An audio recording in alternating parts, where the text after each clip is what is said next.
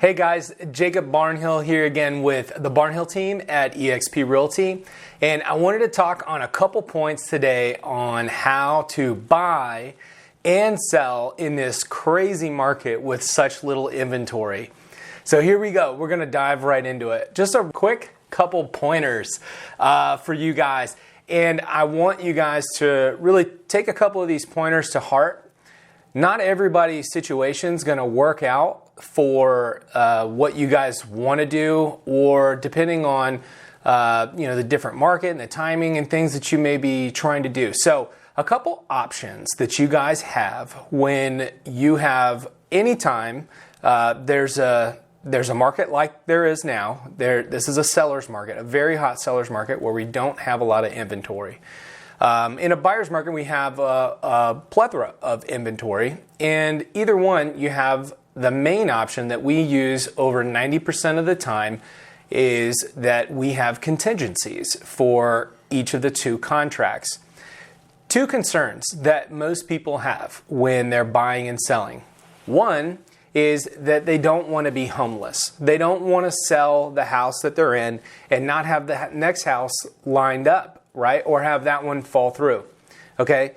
Then the other problem the other main problem is people don't want to have two mortgage payments, okay? Most people want to avoid those two situations. And how we're able to avoid those situations for most people don't want to take two mortgages on. However, we do have people that do that for a time. And then most people, they don't want to move twice. And I say homeless, we never really want to do that to anybody if that's not the plan. And we don't do that for anybody if that's not the plan, where you would move out of the house and you would move into a hotel, extended stay. You'd stay with family members, things like that, while we go look for your house that you're going to buy. Okay, so for most people, we're writing these contingencies for the contract. And let me explain a little bit about these contingencies. You go in up front with the expectation, let's say that you're trying to sell one, okay? This is when you're selling and you're buying and you're trying to get into the buy side. The contingency allows us to move our closing date if need be when we go and identify our buyer for the house that we're moving out of. And when we identify that buyer, we're signing that contingency that says that the seller will not sell if we do not identify a property on the buy side. And that literally puts a contingency on that selling property, the one that you're listing and you're finding a buyer for. And we also do another contingency for the one that you're buying and says, this property is not going to close without this property closing. Most of the time people need funds from this. And then this property says that this one's not going to close without that one closing. And then this solves both of those two main issues of either going homeless, right, or you're taking on two mortgage payments, all right? So this is the main way, and we try to write that initial contract for like at least 45 days out, right? And it just depends on each person's situation and how long market properties will usually sit on the market. But we'll typically, that gives us plenty of time, because once we identify this property, it's usually about 30 days when we get a contract on the house that will actually close. When we find this property, put it under contract, it usually takes about 30 days. So that gives us about 15 days to shop.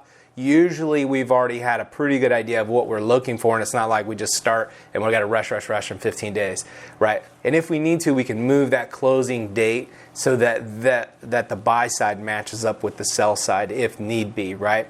So you have in this market what I like to call, you have the choice and the power and the leverage as a seller to start the process.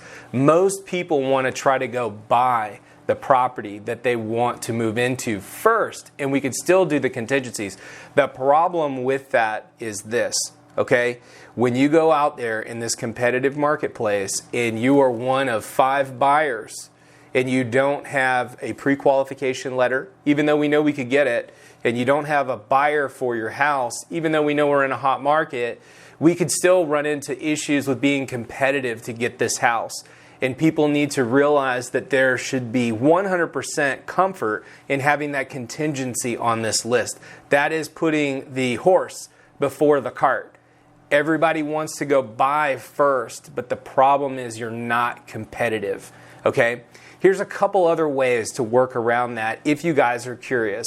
Some people are okay doing the double mortgage thing, and they're willing to go buy first, and we can identify, we know properties that are in good condition are selling within 30 days, and if you want to take that on and do that, then we definitely can. The other one is people are fine with moving twice. They might have a truck that'll come pick up their stuff and they're going to go live with mom and dad. There is some real benefits to possibly doing that. The equity that you may have in your home could make you a very advantageous buyer if this is a choice you do choose, because you are no longer contingent on a house and you may be sitting on enough cash to pay cash in full or have a really nice down payment. And those are two things that will help you when you go to purchase the next home if you're in competition with other buyers. Now, to answer, I'm sure a lot of you is, should we sell now? And I like to give the blanket statement, you have the power to start. There's a lot of equity in your house, and there is also really, really low interest rates right now. For any of you that are trying to time the market, time the top, or you may be wanting to time the bottom and trying to find this best deal, I think it may not even out exactly the same, and we're hoping for the best scenarios on both ends of the spectrum. I think we have to be careful when we're not in this every day. That's why you want an advisor who's very knowledgeable in the marketplace and what our options are. But I usually hesitate to recommend that a client would want to time the market, okay, and play the investor game, if you will, and expecting the perfect scenarios on both ends of the spectrums when they're buying and selling. And I mean that by trying to always sell at the top and buy at the bottom. Those scenarios, right? We got to be careful because your life situations are usually what times people to make a transition. If you don't have to sell right now, I don't think you should. But if you can and you have the equity, you could see yourself in a different place, then definitely we could look at your options. Money is super cheap right now. You have complete power and control and leverage being able to start. Even if you're trying to fix up your home and you're wanting to go get a cheap home equity line of credit or things of that nature to fix up the home to get top dollar, there's a lot of really good benefits right now to sell and also buy, and not trying to time the market at the bottom for that transition, because I think they may really even each other out, and you may end up in a worse situation trying to get the best price that you can for your property as the market's starting to go down, because usually we'll identify the top after we've hit the top and we're starting to go back down. So that's what I wanted to kind of give you guys today, is just some insight on a couple different options. We even have a couple other programs that we can look at, third parties who we're starting to experiment with that can actually help you guys put cash offers on retail homes. There's a lot of really good programs and new things that are coming out with all these growing businesses, and as fun as this market is right now. So if you guys want to go over all your options, you want to look at what all these We Buy House and Cash Home things are. You want to look at how would these contingencies work for me? What's the net proceeds after all the sale from the sale of my home? How much is it actually going to take me to get into this other property? And that's one of the things we want to do before we start and we do the consultation for you guys. We want to do that consultation. It takes about an hour. We ask a lot of questions, and we want to really kind of figure out what it is you guys really want to do. What do we have to work with? We want to review all of the financial numbers on the buy side, and we want to review all the financial numbers on the sell side, look at the market, and make sure that we can come up with a good, strong, solid game plan for you guys to be able to do what it is that you want to do.